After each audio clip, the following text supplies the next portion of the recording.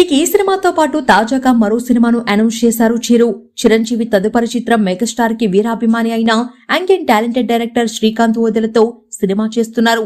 Natural star Nani హీరోగా నటించిన దసరాతో భారీ విజయాన్ని అందుకున్నాడు. మాస్ యాక్షన్ ఎంటర్టైనర్ గా దసరా సినిమాను తెరకెక్కించాడు.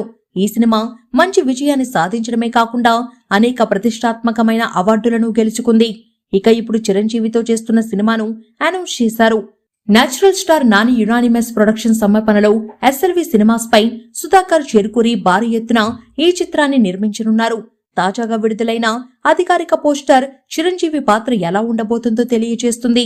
పోస్టర్లోని అద్భుతమైన ఎరుపు రంగు థీమ్ కథకు ప్రధానమైన పాయింట్ ను సూచిస్తుంది.